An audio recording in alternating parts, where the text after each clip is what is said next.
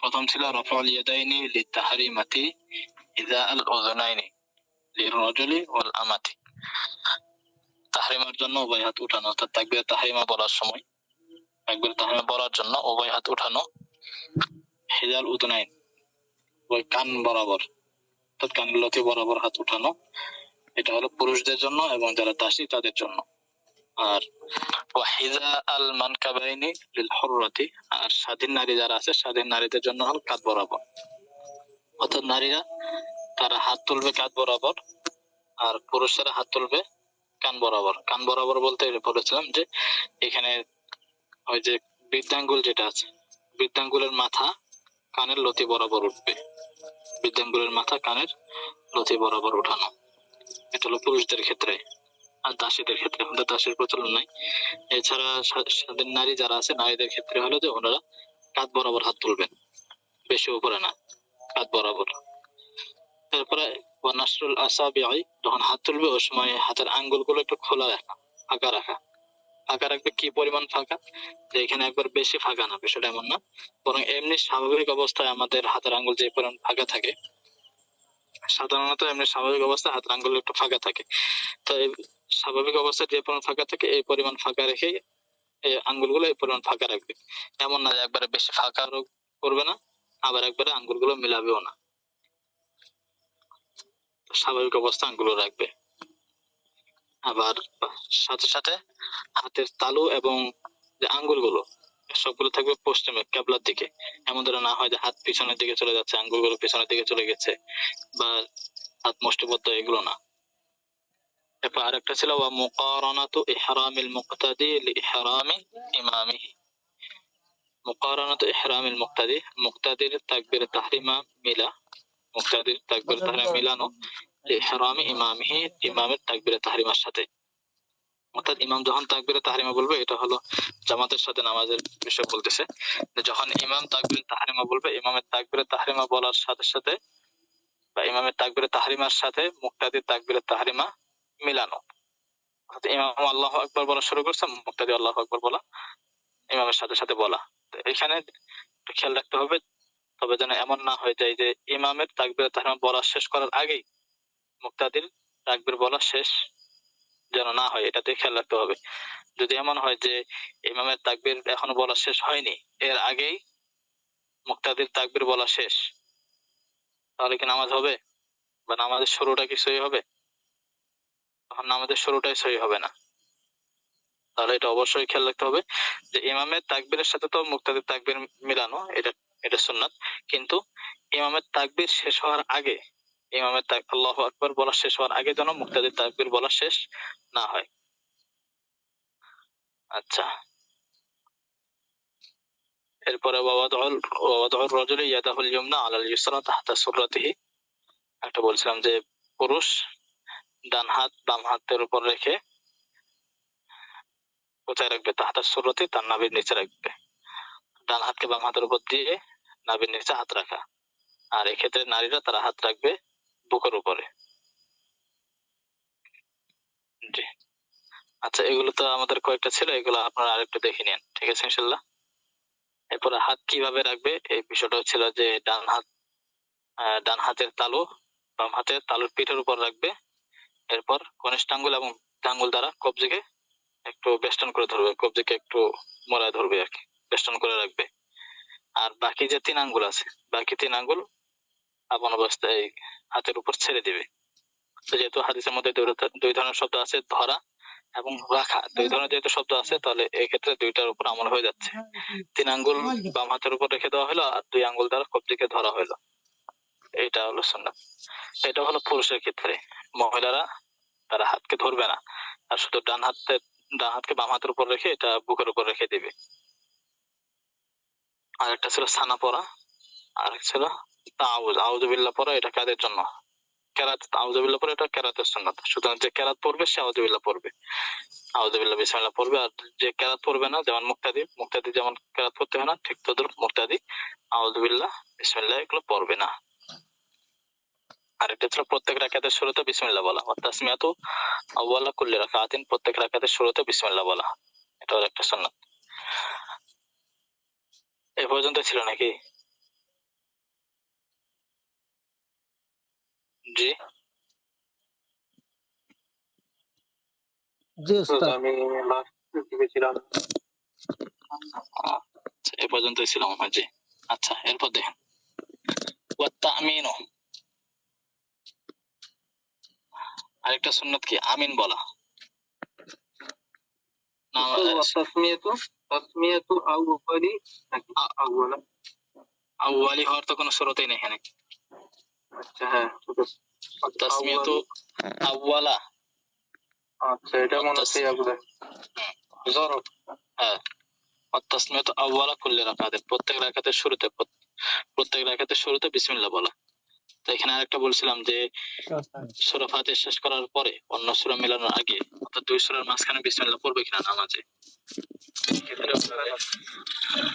ইখতিলাফ বিষয়টা এরকম না, এখানে মূলত যে বিসমিল্লাহ পড়ার ব্যাপারে ওই ধরনের কি পাওয়া যায়, পাওয়া যায় না। এই জন্য সাধারণত যেখানে সুন্নত বর্ণনা করা হয়, আমাদের সুন্নত গুলো বর্ণনা করা হয়, সেই জায়গাগুলোতে কোথাও সাধারণত সূরা ফাতিহা শেষ করার পরে অন্য সূরা মেলানোর আগে বিসমিল্লাহ বলার কথাটা থাকে না। যেমন এখানে আছে বিসমিল্লাহ বলা, এখানে কিন্তু বলছে যে প্রত্যেক রাকাতের শুরুতে, প্রত্যেক রাকাতের শুরুতে বিসমিল্লাহ বলা, মানে প্রত্যেক রাকাতে সূরা ফাতিহা পড়ার আগে। কিন্তু সূরা ফাতিহা শেষ করার পরে অন্য সূরা যখন পড়বে এর আগে বিসমিল্লাহ বলবে কিনা এই ধরনের কোনো কথা কিন্তু এখানে বলেনি। সাধারণত কিতাবগুলোর মধ্যে এই ধরনের কথা থাকে না। তো যেহেতু কেন থাকে না, যেহেতু এটা ওইভাবে প্রমাণিত না, হাদিস দ্বারা প্রমাণিত না, এজন্য নাই। তবে কেউ যদি পড়ে ফেলে বিসমিল্লাহ পড়ে, তাহলে নামাজে কোনো সমস্যা হবে না, নামাজ হবে। আচ্ছা, এরপর দেখেন ওয়াত্তামিনু, আমিন বলা, অর্থাৎ সূরা ফাতিহা শেষ করার পরে আমিন বলা, এটা হলো সুন্নাত। আমিন এটা কার জন্য, কে বলবে? ইমামও বলবে, মুক্তাদিও বলবে, যে একে একে নামাজ পড়তেছে সেও পড়বে। আবার যদি কেউ নামাজের বাইরে সূরা ফাতিহা তেলাওয়াত করে, এমনি মনে সূরা ফাতিহা তেলাওয়াত করলো, তো সূরা ফাতিহা তেলাওয়াত করার পরেও আমিন বলা, এটা সুন্নাত। সূরা ফাতিহা শেষ করার পরে আমিন বলা, এটা হলো সুন্নাত, সবার ক্ষেত্রে সুন্নাত। নামাজের ভিতরে পড়লেও সুন্নাত, নামাজের বাইরে পড়লেও। সূরা ফাতিহা নামাজের বাইরে যদি কেউ তেলাওয়াত করে, সেখানেও সূরা ফাতিহা শেষ করার পর আমিন বলা সুন্নাত। ঠিক আছে? তো আমিন বলা যে সুন্নাত, বা নামাজে সূরা ফাতিহা শেষ করার পর আমিন বলা সুন্নাত, এ ব্যাপারে কোনো ইখতিলাফ নাই, কোনো দ্বিমত নাই, সবাই একমত যে আমিন বলা সুন্নাত। কিন্তু আমিন জোরে বলবে না আস্তে বলবে, এই বিষয়টা নিয়ে একটু ইখতিলাফ আছে। ওকে আহনাফ ওনারা প্রাধান্য দিয়েছেন আমিন আস্তে বলাটাকে, আর ইমাম শাফি রহমতুল্লাহ আলাইহি অন্যান্য মাযহাবে আছে ওনারা আমিন একটু জোরে বলাটাকে প্রাধান্য দিয়েছেন। তবে জোরে বলতে কেমন জোরে, এমন যেন না হয় যে আরেকজনের কষ্ট হয়। জোরে বলতে একটু হালকা আওয়াজ করে পড়া আর কি। একটা হলো আমিন বিল জিহের, আর একটা আমিন বিসির, আর একটা আছে আমিন বিশাল, মানে যেটা আরেকজনের কি হয়, কষ্ট হয়। জি আচ্ছা, এখানে আরেকজনকে কষ্ট না দেওয়া, মানে এখানে ফেতনা করার কোনো দরকার নাই। আচ্ছা, আমিন বিশাল হচ্ছে জোরে আর আস্তে নিয়ে মারামারি করা, এটা হচ্ছে আমিন বিশাল। আচ্ছা ওস্তাদ, তাহলে ফার্স্ট রাকাতে বিসমিল্লাহ শুধু বলবো না, শুধু প্রথম রাকাতে কেন? বিসমিল্লাহ প্রত্যেক রাকাতেই, বিসমিল্লাহ প্রত্যেক রাকাতে সূরা ফাতিহা শুরু করার পূর্বে, সূরা ফাতিহার আগে। এখানে তো শুধু প্রথম রাকাতের কথা বলেনি, বলছেন আউয়ালা কুল্লি রাকাতিন। কুল্লি রাকাত মানে কি? প্রত্যেক রাকাত, প্রত্যেক রাকাতের শুরুতে, প্রত্যেক রাকাতের শুরুতে বিসমিল্লাহ বলা। প্রত্যেক রাকাতের শুরুতে মানে প্রত্যেক রাকাতের শুরুতে সূরা ফাতিহা তেলাওয়াত করতে হয় না? যেহেতু প্রত্যেক রাকাতে সূরা ফাতিহা তেলাওয়াত করতে হয়, সুতরাং সূরা ফাতিহার আগে, সূরা ফাতিহার আগে বিসমিল্লাহ পড়া। আচ্ছা, তাহলে আমিন, তাহলে আমিন বলা এই ব্যাপারে, এটা যে সুন্নাত এ ব্যাপারে কোনো ইখতিলাফ নাই, কিন্তু ফুকাহায়ে কেরামের মাঝে ইখতিলাফ আছে কি নিয়ে, জোরে নাকি আস্তে। তো এই যে ইখতিলাফটা মূলত কি বিষয়ে ইখতিলাফ? উত্তমের ব্যাপারে, অর্থাৎ জোরে বলা উত্তম নাকি আস্তে বলা উত্তম। আমিন বলা সুন্নাত, ঠিক আছে, কিন্তু এখন বলবে জোরে বলবে নাকি আওয়াজ করে বলবে নাকি আস্তে করে বলবে, এটা নিয়ে শুধু ইখতিলাফ। তাও আবার কোন কোন নামাজে, যদি জামাতের সাথে নামাজ পড়ে আর ইমাম সাহেব যারা জোরে পড়েন সেগুলোতে, মানে 3 ওয়াক্ত নামাজ, আর বাকি সুন্নত হোক বা অন্যান্য নামাজে এখানে তো আস্তেই পড়বে। তো এখন শুধু ওই বিষয়টা নিয়ে ইখতিলাফ যে উত্তম কোনটা, জোরে বলা নাকি আস্তে বলা। তো যেহেতু এই উত্তম যে বিষয়, এগুলো নিয়ে তো আসলে মারামারি করার কোনো দরকার নাই। আচ্ছা, ফুকাহায়ে হানাফ ওনারা বা আমাদের হানাফি মাযহাবে আস্তে বলাটাকে প্রাধান্য দিয়েছেন, বিভিন্ন হাদিসও আছে এবং অনেক দলিল আছে, সবারই দলিল আছে। আবার দলিল তো সবারই আছে, সব মাযহাবেরই, কিন্তু দলিলের পরে ওই যে বিশেষ আরো কিছু বিষয় থাকে, প্রাধান্য দেওয়ার কারণ অনেক থাকে। মানে দুই ধরনের হাদিস আছে, কিছু হাদিসে আছে জোরে বলা, কিছু হাদিসে আছে আস্তে বলা।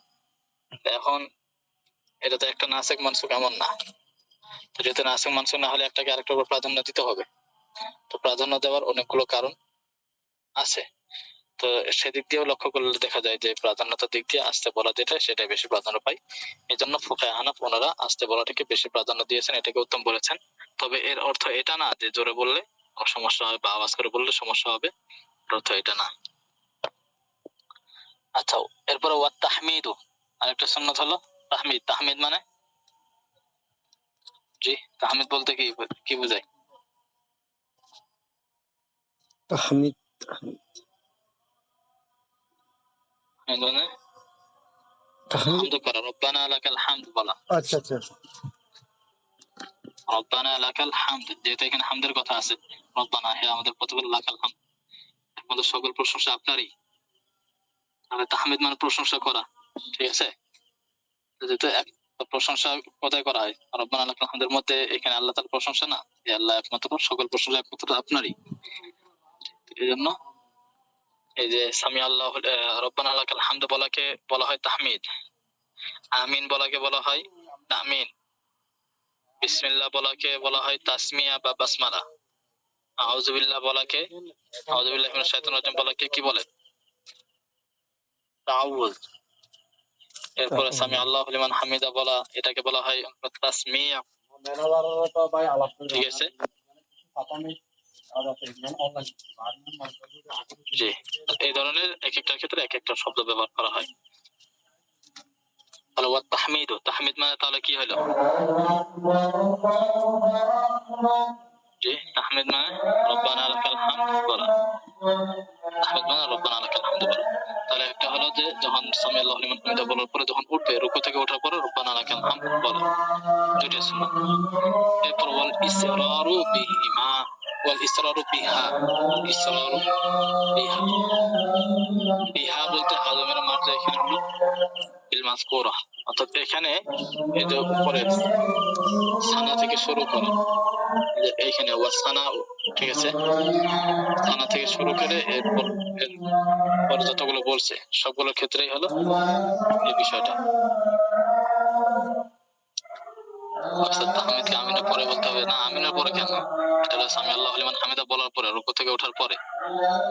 এখানে ধারাবাহিকভাবে বলছে একসাথে, কারণ যেহেতু এখানে শুধুমাত্র সুন্নত গুলো বর্ণনা করতেছে, তা আমিন বলা সুন্নত, এরপরে অন্য সূরা মিলানো ওয়াজিব, রুকু করা হলো ফরজ, রুকু থেকে ওঠার পরে তো এখন সামি আল্লাহু লিমান হামিদা রব্বানা লাকাল হামদ বলবে। এখানে তো ফরজ আর ওয়াজিবের যে বিষয়গুলো সেগুলো বর্ণনা করতেছে না, এজন্য ইয়ার আমিনের পরে তাহমিদের কথাটা নিয়ে আসছে। তাহলে সানা, তাআউয, এরপরে বিসমিল্লাহ, তাসমিয়া, আমিন, রব্বানা লাকাল হামদ, এই সবগুলোর সাথে সম্পর্ক হলো বিহার, আচ্ছা মানে ইসরারের যে সম্পর্ক, আস্তে বলা। ওয়াল ইসরারু বিহা, এগুলোকে আস্তে বলা, এগুলোকে কি বলা? আস্তে পড়া। এগুলো বলতে কোনটা? সানা, তাআউযু, অর্থাৎ আউযু বিল্লাহি মিনাশ শাইতানির রাজিম, বিসমিল্লাহির রহমানির রহিম, এরপর আমিন, এরপর রব্বানা লাকাল হামদ, এই সবগুলো আস্তে বলা, এগুলো সুন্নাত। তাহলে এক হলো যে আউযু বিল্লাহ পড়া, বিসমিল্লাহ পড়া, আমিন বলা, এরপর রব্বানা লাকাল হামদ বলা, এরপরে সানা পড়া, এগুলো সুন্নাত। আবার এগুলো আস্তে পড়া, এটা হলো সুন্নাত। জি, বুঝাতে পারলাম? আর ওয়াল ইসরারু বিহা, এখানে বিহা, এই হা সম্পর্ক কার সাথে? সানা থেকে নিয়ে তাহমিদ পর্যন্ত যেগুলো আছে সবগুলোর সাথে, অর্থাৎ ওয়াল ইসরারু বিল মাযকুরা, কোথায় ভাবে উল্লেখিত বিষয় যেগুলো আছে সানা থেকে নিয়ে তাহমিদ পর্যন্ত যেগুলো বলা হলো, এই সবগুলো আস্তে পড়া। ওয়াল ইআতিদালু, ওয়াল ইআতিদালু ইনদা তাহরিমাতি মিন গায়রি তাআতির রাসি, ওয়াল ইআতিদালু, এখানে বাইনা সদরে দেওয়া আছে ইস্তিওয়া, মানে সোজা হওয়া, সোজা হয়ে দাঁড়ানো। আইনদা তাহরিমাতি, তাহরিমার সময়। তো তাহরিমার সময় যখন তাকবীরে তাহরিমা বলবে, যখন নামাজ শুরু করবে, আল্লাহু আকবার বলে যখন নামাজ শুরু করবে, তাকবীরে তাহরিমা বলার সময় সোজা হয়ে দাঁড়ানো। মিন গায়রি তাআতির রাসি, মিন গায়রি তাআতির রাসি, মাথা ঝুঁকানো ছাড়া, অর্থাৎ মাথা ঝুঁকানো ছাড়াই পুরো সোজা হয়ে দাঁড়ানো। এটা ক্ষেত্রে অনেকের দেখা যায়, অনেকে এই জায়গায় একটু অনেকের ভুল করে ফেলে। যখন তাকবীর বলে, বিশেষ করে যখন হাত তুলে, তাকবীর বলার জন্য যখন হাত তুলে, হাত তোলার সময় দেখা যায় যে একটু মাথাটা ঝুঁকায়, মাথাটা কিছুটা নিচের দিকে নিয়ে যায় আর হাত কিছুটা উপরের দিকে নিয়ে আসে, দুইটাই করে। তো এটা আসলে সুন্নাতের খেলাফ। এখানে মূলত হলো যে পুরো শরীর পুরো থাকবে সোজা, মাথাও থাকবে সোজা, মাথা সামনের দিকে ঝুঁকবে না, মাথা ঝুঁকানো ছাড়াই তাকবীরে তাহরিমা বলা বা তাকবীর তাহরিমার সময় পুরো সোজা হয়ে দাঁড়ানো, এটা হলো সুন্নাত। জি, বুঝে আসছে তো নাকি? জি উস্তাদ, আসতেছে। আল্লাহ। জি। ওয়াল ইআতিদালু ইনদা তাহরিমাতি, তাহরিমার সময় সোজা হয়ে দাঁড়ানো। মিন গায়রি তাআতির রাসি, মাথা ঝুঁকানো ছাড়াই। আচ্ছা, এরপর ওয়াজাহরুল ইমামি বিত্তাকবীরি ওয়াত তাসমিঈ, ওয়াজাহরুল ইমামি বিত্তাকবীরি ওয়াত তাসমিঈ। এখানে ইমামের ক্ষেত্রে একটা বিষয় বলতেছে যে ইমামের জন্য, ইমাম ইমামের উচ্চ স্বরে পড়া, উচ্চ স্বরে বলা কি, বিত্তাকবীর, তাকবীর গুলো, ওয়াত তাসমিঈ এবং সামি আল্লাহু লিমান হামিদা। অর্থাৎ এই যে ইমাম সাহেব যখন শুরুতে তাকবীর বলে, তাকবীরে তাহরিমা, এরপরে অন্যান্য তাকবীর যেগুলো আছে, রুকুতে যাওয়া তাকবীর, এরপরে সিজদায় যাওয়া তাকবীর, সিজদা থেকে ওঠার যে তাকবীর, এই তাকবীর গুলো এবং পাশাপাশি সামি আল্লাহু লিমান হামিদা, এগুলো একটু জোরে পড়া, একটু আওয়াজ করে পড়া, এটা হলো ইমামের জন্য সুন্নাত। এখন যদি একাকী যদি হয়ে থাকে, একাকী যদি পড়ে থাকে, আর যদি ফরজ না হয়ে থাকে, এমনি সুন্নাত বা নফল নামাজ হয়ে থাকে, তাহলে তো আস্তে আস্তে পড়বে। আর ফরজের ক্ষেত্রে যদি কি হয়,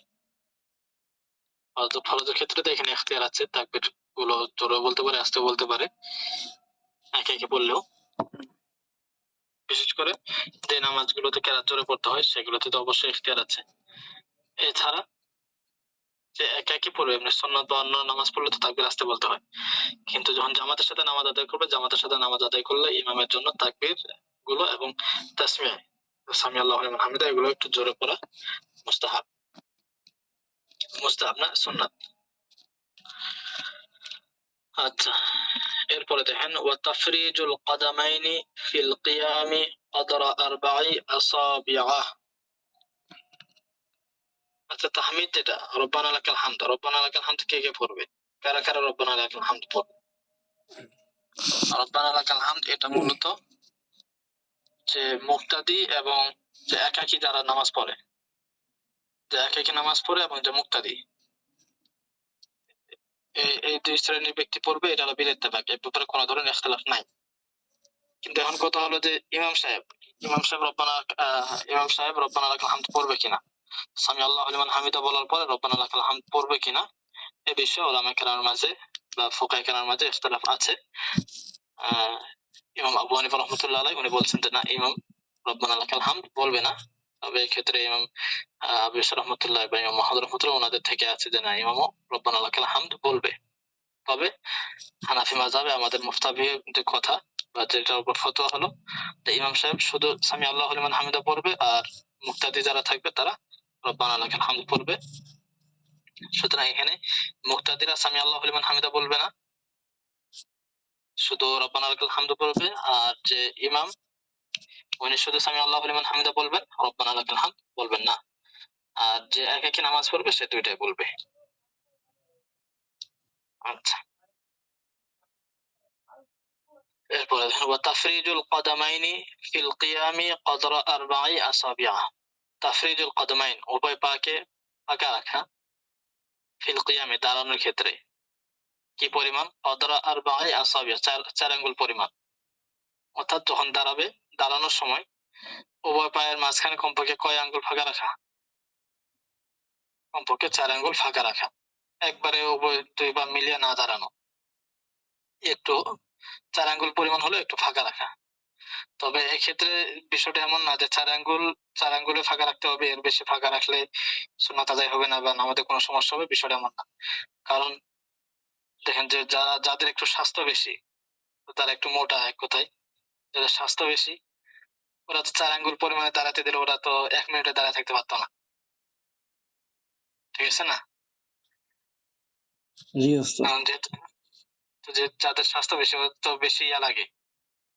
আহ, একবারে যদি 4 আঙ্গুল পরিমাণ ফাঁকা রাখে তাহলে সে দাঁড়াতে পারবে না, বেশিক্ষণ থাকতে পারবে না।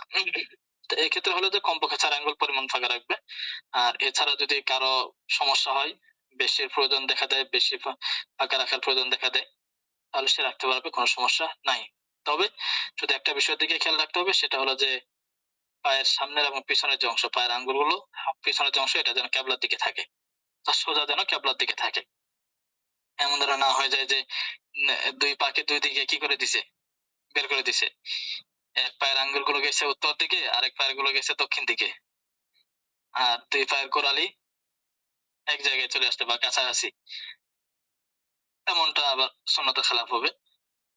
তো এই ক্ষেত্রে হলো যে উভয় পায়ের আঙ্গুলগুলো সোজা কেবলার দিকে রাখবে। আহ, আচ্ছা।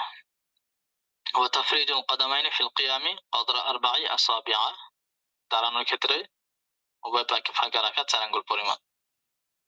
আচ্ছা। وأن تكون السورة المذمومة للفاتحة من طوال المفصل في الفجر والظهر ومن أوساطه في العصر والعشاء ومن قصاره في المغرب لو كان مقيما.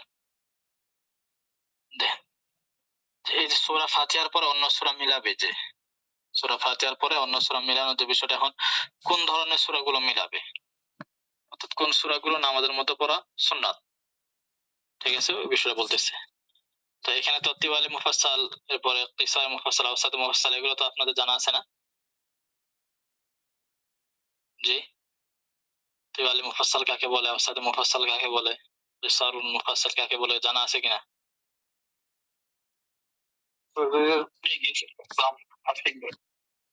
ওই যে সূরা হুজুরাত থেকে নিয়ে মনে হয় নাজারা খুলে নাকি? হবে না? না, সূরা হুজুরাত থেকে নিয়ে হলো ইয়া পর্যন্ত, সূরা বুরুজ পর্যন্ত। সূরা হুজুরাত এটা 26 পারায়, আর সূরা বুরুজ এটা হলো প্রায় একবার চলে গেছে 30 পারায়। তা সূরা হুজুরাত থেকে নিয়ে সূরা বুরুজের আগ পর্যন্ত যে সূরাগুলো, এই সূরাগুলোকে বলা হয় তিওয়ালুল মুফাসসাল। আর সূরা বুরুজ থেকে শুরু করে সূরা বায়্যানা পর্যন্ত, অর্থাৎ লাম ইয়াকুনিল্লাযিনা কাফারু মিন আহলিল কিতাবি ওয়াল মুশরিকিনা, এটা লাম ইয়াকুন যেটা আছে সূরা বায়্যানা পর্যন্ত, এই সূরাগুলোকে বলা হয় আওসাতুল মুফাসসাল। আর সূরা বায়্যানা থেকে নিয়ে শেষ পর্যন্ত সূরা নাস পর্যন্ত যে সূরাগুলো আছে এগুলোকে বলা হয় কিসারুল মুফাসসাল। বায়িনা থেকে পরে হ্যাঁ, নাস পর্যন্ত, সূরা নাস শেষ পর্যন্ত এখানে দেওয়া আছে। সূরা বায়িনা কি কেসারের মুফাসসালের মধ্যে পড়ছে? না, হ্যাঁ হ্যাঁ, আওসাতে কিসার মুফাসসাল। সূরা বায়্যানার আগ পর্যন্ত যেগুলো, এগুলো হলো আওসাতের মধ্যে। সূরা বায়্যানার আগে এই দেখেন এখানে। তবে এই বিষয়টাতে একটু ইখতিলাফ আছে, ইখতিলাফ থাকার কারণে এখানে মুসা রাহমাতুল্লাহ আলাইহি স্পষ্ট করে বলেননি। দেখেন এই যে দেখেন, ولم يبين المصنف رحمه الله المفصل للاختلاف فيه। এখানে এই যে মুফাসসালের যে বিষয়গুলো, অর্থাৎ কোন সূরা থেকে তিওয়ালি মুফাসসাল, কোন সূরা থেকে শুরু হয়ে কোন সূরা পর্যন্ত, আওসাতুল মুফাসসাল কোন সূরা থেকে কোন সূরা পর্যন্ত, এই বিষয়গুলোতে ইখতিলাফ থাকার কারণে মুসা রাহমাতুল্লাহ কি করেন, এখানে উল্লেখ করেননি। কারণ এই কিতাবের মধ্যে সাধারণত মাসালাগুলো বর্ণনা করা হয়, এখানে ইখতিলাফগুলো কি করা হয়নি, নিয়ে আসা হয়নি। ইখতিলাফ সামনের দিকে আসবে, কুতুরিতে মানে আগামী বছর হয়তো কিছু আসবে, এর পরের বছর সব ইখতিলাফগুলো বেশিরভাগই আসবে। তো এখন প্রথমত আমাদের শুধু মাসালাগুলো শেখাচ্ছে। তবে ওয়াল্লাযী আলাইহি আসহাবুনা, তবে আমাদের ফিকহে আহনাফ যে বিষয়টা উপর আছে, যে তাদের যে মত, সেটা হলো যে আন্নাহু মিনাল হুজুরাতি ইলা ওয়াস সামাই যাতিল বুরুজ, তিওয়ালুন, হুজুরাত থেকে ওয়াস সামাই যাতিল বুরুজ, সূরা বুরুজ পর্যন্ত যেগুলো আছে এটা হলো তিওয়ালুল মুফাসসাল। ওয়ামিনহা সেখান থেকে মানে ওয়াসামা সূরা বুরুজ থেকে ইলা লাম ইয়াকুন পর্যন্ত আওসাত ওয়ামিনহা ইলা আখিরিল কুরআন কিসার ওয়া বিহি সারহা ফি নিকায়া নিকায়া একটা কিতাবের নাম এই কিতাবের মধ্যে এই বিষয়টা স্পষ্ট করে উল্লেখ করা হয়েছে। এরপরে কিসার এই যে এগুলোকে মুফাসসাল কেন বলা হয় তার কারণ এখানে নিচে নিয়ে আসছে। জি, মুফাসসাল মূলত বলা হয় কেন, এই সূরাগুলোকে মুফাসসাল কেন বলা হয়? মুফাসসালের মধ্যে তিনটা ভাগ, তিওয়াল, আওসাত, কিসার। তিওয়াল মানে হলো লম্বা, আওসাত মানে মধ্য, কিসার মানে কসিরাতুনের জমা মানে ছোট।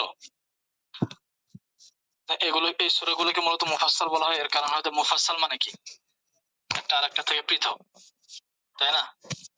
ফসল একটা আরেকটা থেকে মানে এক আয়াত আরেক আয়াত থেকে পৃথক। তো এখন এই দিকের যে আয়াতগুলো সাধারণত 26 পারার পরে এদিকে যে সূরাগুলো আছে এই সূরাগুলো আয়াতগুলো কোরআন মাজিদের প্রথম দিকের যে আয়াতগুলো আছে এগুলোর তুলনায় ছোট ছোট আয়াত।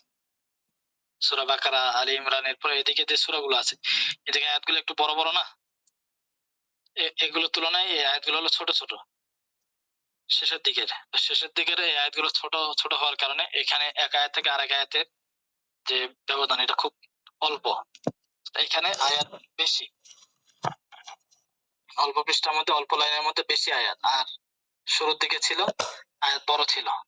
তো যেহেতু এখানে ফসল হচ্ছে একটা থেকে এক আয়াত থেকে আরেক আয়াত একটা পৃথক হয়, এই পৃথক হওয়াটা শেষের দিকে বেশি পাওয়া যাচ্ছে, এই বেশি পাওয়া যাওয়ার কারণে সেগুলোকে মুফাসসাল বলা হয়। মুফাসসালের মধ্যে আবার তিনটা ভাগ, একটা হলো যে মুফাসসাল, ঠিক আছে, কিন্তু মুফাসসালের মধ্যে আবার বড়, মুফাসসালের মধ্যে মধ্যম, মুফাসসালের মধ্যে ছোট, এই হিসাবে ভাগ করে এখানে মূলত তিনটা ভাগ করা হয়েছে।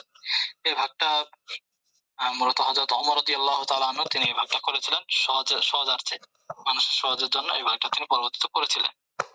তো দেখেন যে এই সূরা ফাতিহার পরে যে সূরাটা মিলাবে, এই মিলিত সূরাটা ফজর এবং যোহরের ক্ষেত্রে, ফজর এবং যোহরের নামাজের তিওয়ালে মুফাসসাল যে সূরাগুলো আছে, সূরা হুজুরাত থেকে সূরা বুরুজ পর্যন্ত যে সূরাগুলো, এই সূরাগুলো থেকে যে কোনো একটা সূরা বা এই সূরাগুলো থেকে পড়া এটা হলো উত্তম, এটা হলো সুন্নাত। তাহলে ফজর এবং যোহরের ক্ষেত্রে কোন সূরাগুলো পড়া? তিওয়ালে মুফাসসাল থেকে। আর আসর এবং এশা এই দুই ওয়াক্তের মধ্যে আওসাদ মুফাসসাল থেকে সূরা মিলানো। আর মাগরিবের নামাজের ক্ষেত্রে কিসারে মুফাসসাল থেকে তেলাওয়াত করা, এটা হলো সুন্নাত। কখন? যদি মুকিম হয়ে থাকে। আর যদি কোনো ব্যক্তি মুসাফির হয়ে থাকে তখন মুসাফিরদের জন্য তো স্বাধীনতা আছে, মুসাফির হয়ে থাকলে সে যেই সূরা তার ইচ্ছা হয়, সে যেটা ইচ্ছা সেই সূরা সে পড়তে পারে, এই ক্ষেত্রে কোনো ইয়া নেই। তো এখানে তিওয়ালে মুফাসসাল, আওসাদ মুফাসসাল, কিসারে মুফাসসাল যে বিষয়টা এটা হলো মুকিমের জন্য। তাহলে ফজর এবং যোহরের নামাজের ক্ষেত্রে কোন সূরাগুলো পড়বে? জি, ফজর এবং যোহরের ক্ষেত্রে তিওয়ালে মুফাসসাল, তিওয়ালুল মুফাসসাল। আসর এবং এশার ক্ষেত্রে এশার নামাজে আওসাতুল মুফাসসাল, মাগরিবের নামাজে কিসারুল মুফাসসাল। বুঝে আসছে তো নাকি? জি, জি ওস্তাদ। আচ্ছা আচ্ছা, জি ঠিক আছে। তাহলে দেখেন এখানে আরেকটা বিষয়, সেটা হলো যদি কারো মনে করেন যে এদিকে সূরাগুলো মুখস্থ না, সে কি করবে? 26 পারার এদিকে মনে করেন সূরা মুখস্থ না, সে কি করবে? তো সে কি করবে? তার যেটা মুখস্থ আছে সেটাই বলবে, এগুলো তো পড়তে হবে, এগুলো তো জরুরি না। আর এছাড়াও মনে করেন যে এই দিক থেকে যদি সূরাগুলো না পড়ে এর আগে থেকে যদি পড়ে, মনে করেন যে কোরআন মাজিদের শুরুর দিকে যে সূরাগুলো সেদিক থেকে যদি পড়ে, সেদিক থেকে তেলাওয়াত করলে কি হবে না? আর সেদিক থেকে তেলাওয়াত করলে কি হবে? নামাজ তো হবে, সমস্যা নাই। তবে এখানে আবার নিচে হাসিয়ার মধ্যে একটা বিষয় নিয়ে আসছে, সেটা হলো যে এর বিপরীত করাটা, যেহেতু এখানে সুন্নতের অন্তর্ভুক্ত করেছেন, এগুলো সুন্নতের অন্তর্ভুক্ত, সুন্নতের ভিতরে যেহেতু নিয়ে এসেছেন সুন্নত আলোচনার মধ্যে, সেজন্য বলেছেন এর বিপরীত করাটা আসলে সুন্নতের খেলাফ হবে। তবে এখানে সুন্নতের খেলাফ হলেও এটা হয়তো সুন্নতে মুআক্কাদা না, সুন্নতে গায়রে মুআক্কাদা হবে, তেমন গুনাহ হবে না। এমনিতে সাধারণত অন্যান্য সুন্নত যেগুলো আছে সেগুলো ইচ্ছাকৃত ছেড়ে দিলে গুনাহ হয়, এখানে ওরকম বিষয়টা না। ওস্তাদ নবীজি কি এই ভাগে নামাজ পড়াতেন? যে রাসূলুল্লাহ সাল্লাল্লাহু আলাইহি ওয়াসাল্লাম নামাজের ক্ষেত্রে মূলত এগুলো একটু বেশি ছিল। ঠিক আছে, সবসময় যে এগুলোই করতেন বিষয়টা এমন না। এর আগেও অন্যান্য সূরা দিয়েও রাসূলুল্লাহ সাল্লাল্লাহু আলাইহি ওয়াসাল্লাম কি করতেন? নামাজ পড়িয়েছেন। এগুলো প্রমাণিত আছে। আবার এটা মূলত এই যে এটার ক্ষেত্রে আরেকটা বিষয়, সেটা হলো এটা ওই সময় যখন একটু ইমাম সাহেব মুক্তাদিদের অবস্থার দিকেও খেয়াল রাখতে হবে। যে যদি এমন হয় যে পিছনে হয়তো অসুস্থ ব্যক্তিরা আছে, এখন এই যে লম্বা কেরাত পড়তে গেলে ফজরে বা জোহরের ক্ষেত্রে লম্বা কেরাত পড়তে গেলে তাদের বেশ কষ্ট হবে। তো এক্ষেত্রে আবার নিষেধাজ্ঞা আছে, যেন আবার মুক্তাদিদের অবস্থার দিকেও তাকানোর বিষয়টা আছে, যেন মুক্তাদিদেরও বেশি কষ্ট না হয়। এ ব্যাপারে একটা ঘটনা আছে যে একজন সাহাবী উনি কৃষি কাজ করতেন। তো সারাদিন কৃষি কাজ করতেন। তো এশার নামাজে শরীক হতেন। তো এশার নামাজের মধ্যে সম্ভবত ইমাম ছিলেন হযরত মুআয রাদিয়াল্লাহু আনহু। হযরত মুআয রাদিয়াল্লাহু আনহু তিনি এশার নামাজের মধ্যে লম্বা কেরাত পড়তেন। এখন লম্বা কেরাত পড়ার কারণে এখন ওই যে সাহাবী যিনি কৃষি কাজ করতেন, তিনি তো সারাদিন কৃষি কাজ করে শরীরটা এমনিতেই ক্লান্ত হয়ে যায়। ক্লান্ত হয়ে যাওয়ার কারণে এই লম্বা কেরাতের মধ্যে শরীক হয়ে জামাতে নামাজ পড়া তার জন্য কষ্টকর হয়ে যাচ্ছিল। তো পরবর্তীতে তিনি এই কারণে আর জামাতে যেতেন না, তিনি নিজ বাড়িতে নামাজ পড়া শুরু করছেন। তো এই খবর যখন রাসূলুল্লাহ সাল্লাল্লাহু আলাইহি ওয়াসাল্লামের কাছে গেছে, রাসূল সাল্লাল্লাহু আলাইহি ওয়াসাল্লাম বলছেন যে তুমি জামাতে আসতেছ না কেন? তখন বলছেন ইয়া রাসূলুল্লাহ এই কারণে। তখন রাসূল সাল্লাল্লাহু আলাইহি ওয়াসাল্লাম হযরত মুআয রাদিয়াল্লাহু আনহুকে বলছেন আফাত্তানুন আনতা, তুমি কি ফিতনার সৃষ্টিকারী হয়ে গেছো? অর্থাৎ তুমি কি এই যে জামাতের সাথে নামাজ আদায় করা একজন ব্যক্তি এটা হলো ওয়াজিব। এখন এই সুন্নত আদায় করতে গিয়ে একজন ওয়াজিব ছেড়ে দিচ্ছে তোমার কারণে, তুমি লম্বা কেরাত পড়ার কারণে। তুমি কি কুল হুয়াল্লাহু আহাদ, সূরা ইখলাস এই ধরনের সূরাগুলো দিয়ে নামাজ পড়াতে পারো না? মানে এখান থেকে বোঝা যায় যে আসলে মুসল্লিদের অবস্থা থেকে খেয়াল রাখা, মুসল্লি এখানে অসুস্থ আছে কিনা, বেশি ক্লান্ত আছে কিনা, যে তাদের জন্য বেশি কষ্ট না হয়ে যায় এটার দিকে। আবার এখন বর্তমানে আমাদের যে এখন যে মুসল্লি এদের বিষয়টা আবার আলাদা আরেকটা। এখন তো বর্তমান যে মুসল্লি হয়ে গেছে এদের হলো যে যত তাড়াতাড়ি নামাজটা শেষ হয়, বাকি সব জায়গার মধ্যে সময় দিলে সময় গেলে কোনো সমস্যা নাই, কিন্তু নামাজের মধ্যে একটু সময় বেশি গেলে সমস্যা। নামাজ দাঁড়াইতে 1 মিনিট দেরি হলে সমস্যা। এখানে বড় এখন এই ক্ষেত্রে মূলত এখন ফুকাহায়ে কেরাম যে সিদ্ধান্ত যেটা দিয়েছেন ওনারা যে মাসআলা পড়ান সেটা হলো যে নামাজের যে সুন্নত পরিমাণ একটা কেরাত আছে, যে এই পরিমাণ কেরাত পড়া সুন্নত। তো এই সুন্নতের থেকে বেশি পড়তে গেলে ওই সময় একটু মুসল্লিদের খেয়াল রাখতে হবে যে আমার মুসল্লিদের কি অবস্থা। যদি দেখা যায় যে কষ্টকর হয়ে যাবে তাহলে বেশি না পড়া। জি। আচ্ছা, জি দেখেন, وأن تكون السورة المضمومة للفاتحة সূরা ফাতিহার সাথে মিলিত সূরাটা হওয়া মিন তিওয়ালিল মুফাসসালি, তিওয়ালে মুফাসসাল থেকে, ওই মিলিত সূরাটা তিওয়ালে মুফাসসাল থেকে হওয়া ফিল ফাজরি ওয়াজ যুহরি, ফজর এবং যোহরের নামাজে। ওয়া মিন আওসাতিহি, আর আওসাতুল মুফাসসাল থেকে হওয়া ফিল আসরি ওয়াল ইশাই, আসর এবং ইশার নামাজে। ওয়া মিন কিসারিহি, আর কিসারুল মুফাসসাল থেকে হওয়া ফিল মাগরিবি, মাগরিবের নামাজে।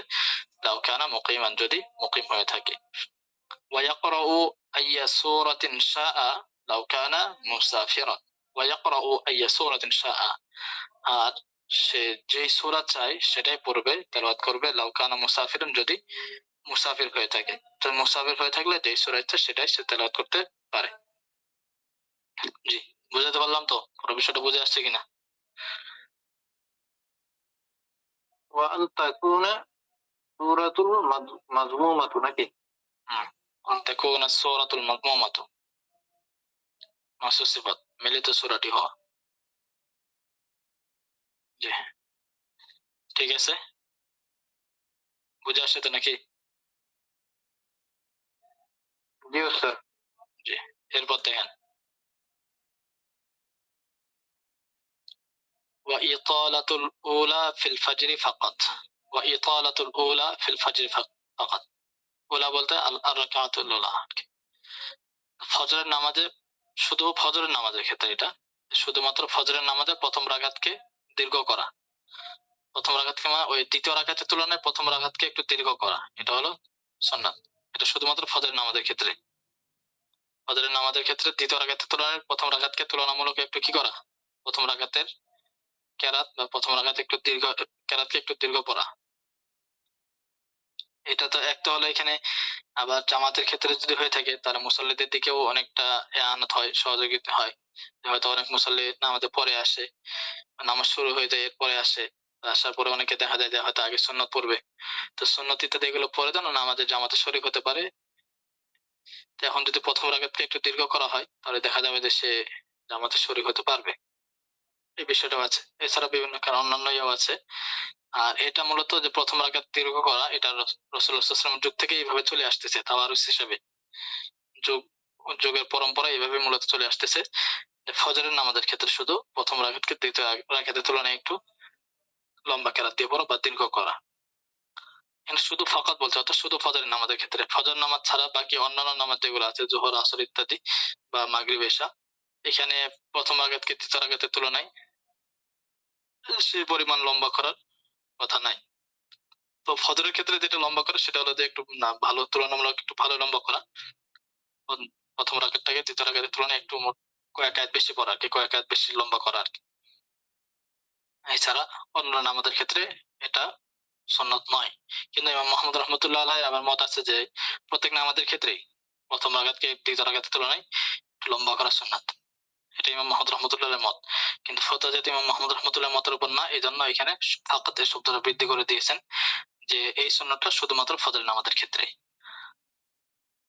আচ্ছা, আর আরেকটা বিষয় হলো যে যদি দ্বিতীয় রাকাত এর কেরাতকে প্রথম রাকাতের তুলনায় লম্বা করে পড়ে, আর এক্ষেত্রে কোনো সমস্যা হবে কিনা? এই ক্ষেত্রে এখানে দেখেন, এখানে মাসালা নিয়ে আসছে হাসিয়াতে। وتكره إطالة الثانية على الأولى اتفاقا بما فوق آيتين। অর্থাৎ দুই আয়াতের বেশি প্রথম রাকাতের তুলনায় দ্বিতীয় রাকাতে, প্রথম রাকাতে যে পরিমাণ আয়াত তেলাওয়াত করছে এর থেকে যদি দুই আয়াত বেশি তেলাওয়াত করে দ্বিতীয় রাকাতে, তাহলে এই ক্ষেত্রে সকল উলামায়ে কেরামের ঐকমত্যে এটা মাকরুহ হবে। আর দীর্ঘ হলো প্রথম রাকাত হবে, দ্বিতীয় রাকাতটা কি হবে না, বেশি দীর্ঘ হবে না। আচ্ছা, এরপর দেখেন ও তাকবীরাতুর রুকুই, রুকুর তাকবীর বলা, এটাও সুন্নাত। আচ্ছা আচ্ছা, কোন নামাজের ক্ষেত্রে রুকুর তাকবীর বলা ওয়াজিব? আমরা এটা পড়ে এসেছি মনে হয়। জি, এখানে তো বলছে যে রুকুর তাকবীর বলা সুন্নাত। হ্যাঁ, রুকুর, এটা তো অন্যান্য নামাজের ক্ষেত্রে যে কোনো নামাজে রুকুর তাকবীর বলা সুন্নাত, শুধুমাত্র তাকবীরে তাহরিমাটা ফরজ, তাছাড়া রুকুর তাকবীর বলা সুন্নাত। কিন্তু শুধু এক নামাজের ক্ষেত্রে আছে যে সেখানে রুকুর তাকবীর বলা ওয়াজিব। এটা কোন নামাজ? ঈদের নামাজ। জি, মাশাআল্লাহ। ঈদের নামাজের কি কোন রাকাতে, প্রথম রাকাতে না দ্বিতীয় রাকাতে? দ্বিতীয়। জি, ঈদের নামাজের দ্বিতীয় রাকাতে। জি, ঈদের নামাজের দ্বিতীয় রাকাতে রুকু তাকবীর বলা এটা ওয়াজিব। এছাড়া বাকি অন্যান্য নামাজের রুকু তাকবীর সুন্নাত। ওয়া তাসবিহুহু সালাসান, তিনবার তাসবিহ পাঠ করা, সুবহান রাব্বিয়াল আযীম তিনবার, কমপক্ষে তিনবার আর কি, এটা সুন্নাত। এখন তিনবারের বেশিও কেউ পড়তে চাইলে পড়তে পারবে, তিনবার, পাঁচবার, সাতবার, নয়বার, 11 বার, যত ইচ্ছা। শুধু বেজোর এটার দিকে একটু খেয়াল রাখা, বেজোর করে কম সর্বনিম্ন তিনবার, তিনবারের অধিক পড়তে পারবে, তবে শুধু কি রাখবে, জোড়া না, বেজোরটা একটু ঠিক রাখবে। ও আখ, জি, ওই যে একবার পড়লে কি হবে? হ্যাঁ, একবার পড়লে সুন্নত আদায় হতো না, রুকুর ফরজ আদায় হবে কিন্তু সুন্নত আদায় হবে না। না, কেউ যদি একবার পরে উঠে যায় তাহলে তো তার সময়টা কম হইতেছে, তাই না? কম হচ্ছে না। তিনবার পড়লে তো সে একটা যথেষ্ট পরিমাণ সময় থাকতেছে, কিন্তু আমি বলতেছি একবার পড়লে তো ওই যে মানে পড়া যে এটা সেটা হয়ে যাচ্ছে, কিন্তু সময়টা ঠিক থাকতেছে। সময় ঠিক থাকতেছে মানে? ওই যে সময়ের যে পরিমাণটা মানে আমার সময় কম লাগতেছে নাকি? হ্যাঁ, সময় মানে রুকু সেজদার তো একটা নির্দিষ্ট সময় পরিমাণ থাকতে হয়, তাই না? ওটা তো হলো কেউ কেউ ফরজের, বলে যে হ্যাঁ, ওটা তো হলো ফরজ যেটা। কেউ মানে কেউ যদি তাসবিহ না পড়ে রুকুতে যায় আর হ্যাঁ, উঠে যায়, তারপরে তো তার রুকু আদায় হবে। এজন্য হবে। তো বলতে, হ্যাঁ, ওটা তো ফরজ আদায় হবে, ফরজ ওয়াজিব ওগুলো আদায় হবে, সুন্নত আদায় হবে না। সুন্নত হলো তাসবিহ পাঠ করা কমপক্ষে তিনবার। আচ্ছা। এখন কেউ যদি রুকু, আমি মানে শুনছিলাম আর কি আগে, আগে শুনছিলাম যে ওখানে মানে 3 তাসবিহ পরিমাণ থাকতে হবে, নাইলে ওয়াজিব হবে না, এরকম না, তিন ওই তাসবিহ, সময়টা। তিন তাসবিহ পরিমাণ থাকে তো এখানে। আচ্ছা, তিনবার সুবহান রাব্বিয়াল আযীম বলতে কয়বার লাগে? সুবহান রাব্বিয়াল আযীম না, তিন তাসবিহ তিনবার সুবহানাল্লাহ বলতে যে কোনো সময় লাগে। ওই পরিমাণ থাকতে হবে। হ্যাঁ, ওই পরিমাণ। এক কথা হলো যে রুকু কাকে বলা হয়? আর রুকুর আগে পড়ে এসেছে যে ঝুঁকা। কেউ যদি ঝুঁকে নিচে যায়, এই 1-2-3 সেকেন্ড থাকে আবার উঠে যায়, তাহলে রুকু আদায় হবে। ফরজ যেটা। কিন্তু সুন্নতের ক্ষেত্রে যেটা হলো সেটা হলো যে কমপক্ষে 3 বার তাসবিহ পাঠ করা। জি। এরপর দেখেন ওয়া আখ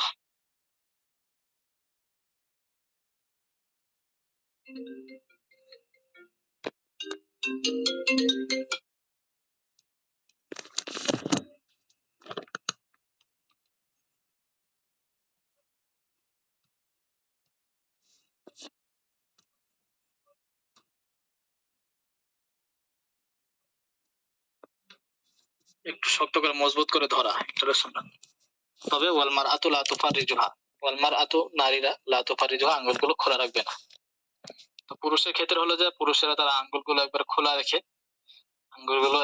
রেখে হাঁটুকে শক্ত করে ধরবে। কিন্তু নারীরা তার আঙ্গুলগুলো এখানে কি করবে না, বেশি খুলবে না, বরং এখানে স্বাভাবিক অবস্থা রাখবে। তারা, কারণ তাদের জন্য রুকুতে, মানে পুরুষের জন্য তো রুকুতে তারা পিঠ, এরপরে কোমর, মাথা সব সমান করা, এটা সুন্নাত। নারীদের ক্ষেত্রে তারা এই পরিমাণ ঝুঁকা তাদের ক্ষেত্রে সুন্নাত না, বরং তারা হালকা ঝুঁকবে। তারা পুরো একবারে পিঠকে বিছিয়ে দিবে না। তো পিঠকে বিছিয়ে দেওয়াটা পুরোটা নারীরা করবে না, নারীদের ক্ষেত্রে তারা হালকা ইয়া করবে। আচ্ছা, তাহলে আঙ্গুলগুলো খোলা রেখে শক্ত করে ধরা, এটা কাদের ক্ষেত্রে? পুরুষের ক্ষেত্রে। ওয়াল মারআতু লা তুফাররিজুহা, নারীরা কি করবে না, আঙ্গুলগুলো। আমাদের সময় শেষ। সময় শেষ না, আমাদের সময় হয়ে যাচ্ছে না। আচ্ছা ঠিক আছে, আজকে এই পর্যন্ত থাকবে ইনশাল্লাহ। তবে আরেকটা ইয়া শেষ করে দিই, যে পুরা নামাজের মধ্যে আঙ্গুলগুলো 3 অবস্থা। পুরা নামাজের মধ্যে আঙ্গুলগুলো কয় অবস্থা? 3 অবস্থা। একটা হলো আঙ্গুলগুলো একবারে ফাঁকা রাখা, বেশি ফাঁকা করা। আর একটা হলো আঙ্গুল একবারে মিলিয়ে রাখা। আর আরেকটা অবস্থা হলো যে স্বাভাবিক অবস্থায় রাখা। তো কোন সময় কোনটা সুন্নাত? যখন সিজদায় যাবে, সিজদার ক্ষেত্রে আঙ্গুলগুলো একবার মিলিয়ে রাখা, আঙ্গুলগুলো মাঝে যেন ফাঁক না থাকে, এটা হলো সুন্নাত। সিজদার ক্ষেত্রে হলো কি সুন্নাত? কি আঙ্গুলগুলো মিলিয়ে রাখা, আঙ্গুল মাঝে ফাঁকা না রাখা।